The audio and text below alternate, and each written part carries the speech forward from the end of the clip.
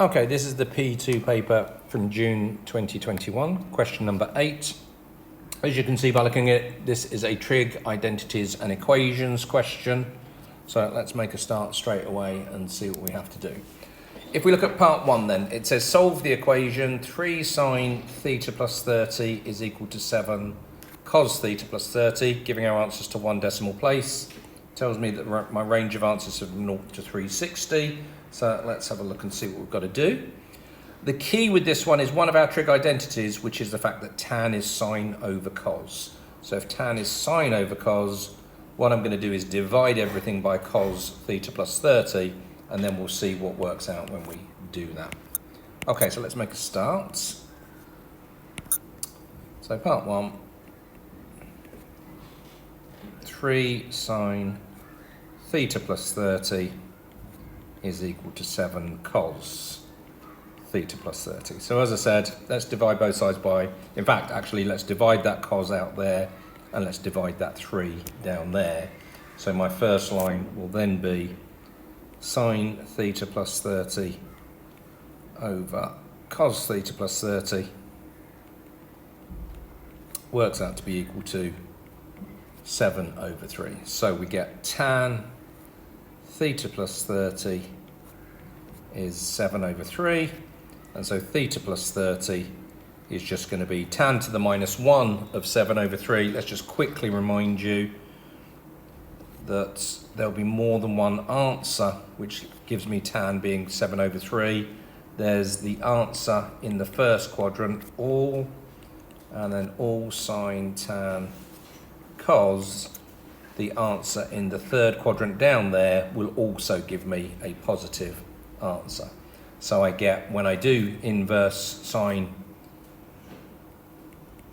of 7 over 3, I get 66.8. So that angle there is 66.8. I also want to know, well, first of all, that's 66.8 as well. And I want to know what that angle there is. So that's going to be 180 plus 66.8, which gives me 246.8 degrees. So in other words, theta is going to be 30 taken away from both of those. So 36.8 and 216.8. Okay, so that's part 1 done. And just check, yeah, I've done it to one decimal place and they're within the range 0 to 360 degrees. Part 2, part A then, says show that this equation can be rewritten in that format there. So if I have a quick look at it, first of all, I can see there is a sign in all of those terms there. So factorizing and getting that sign is not going to be a problem. But secondly, I can see that in my bracket here, in this part, there are no signs involved. So if there are no signs, what I'm expecting to have is a sine squared, and a sine squared will change to 1 minus cos squared. But probably easier for you guys if I actually go ahead and do it and then see what we get coming out. So part 2,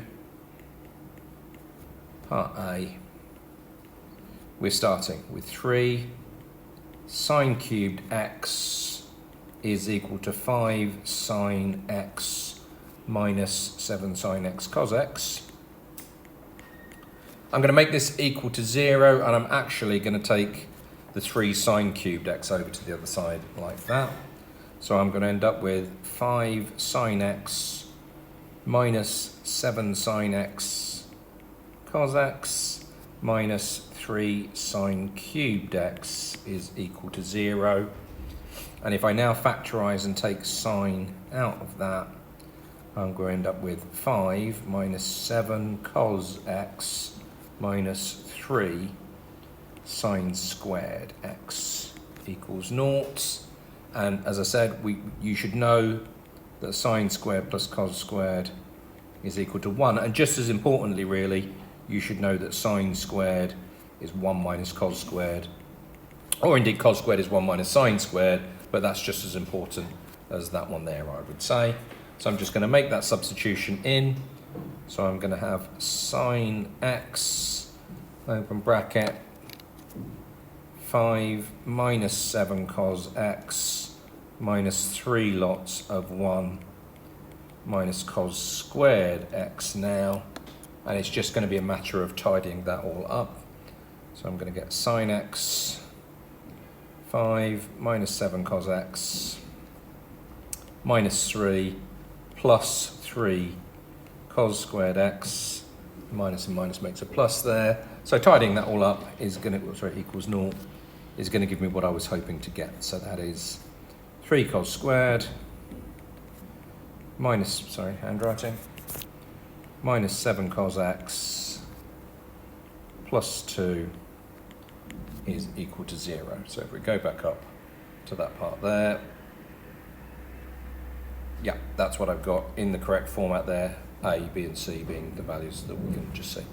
Okay, part B then says solve that equation between pi over 2 and minus pi over 2.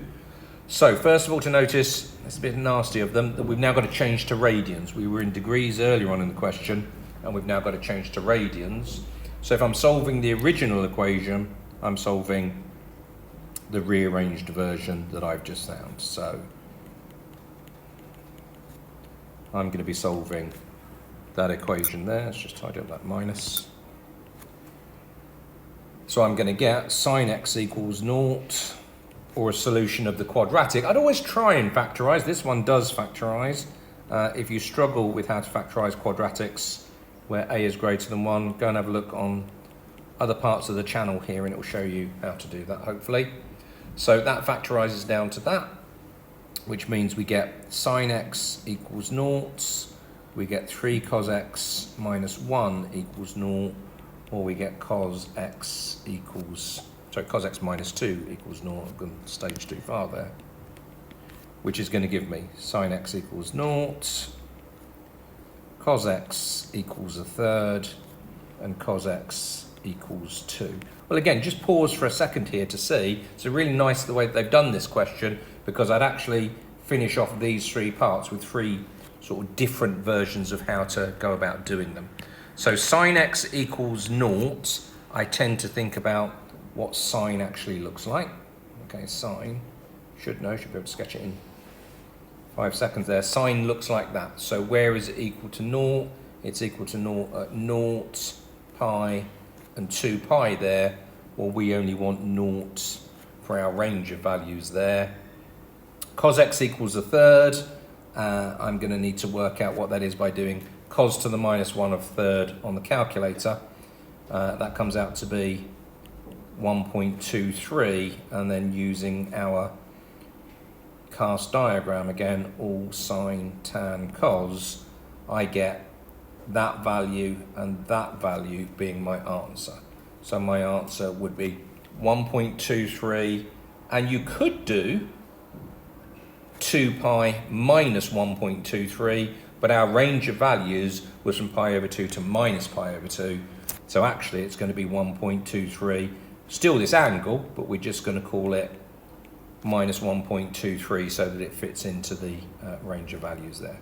So you could put plus or minus for that one. And then the last one, cos x equals 2, there are no solutions to that. Cos can't be equal to 2. So quite a nice way of actually having 3 different methods there. So good question for them. Just go back and check. Did it say anything about decimal places? No, it didn't. Did I have it in the right range? Yes, I did. Did I have it in radians? Yes, I did. Right, hopefully I've got all 6 marks there. Okay, hope that makes sense.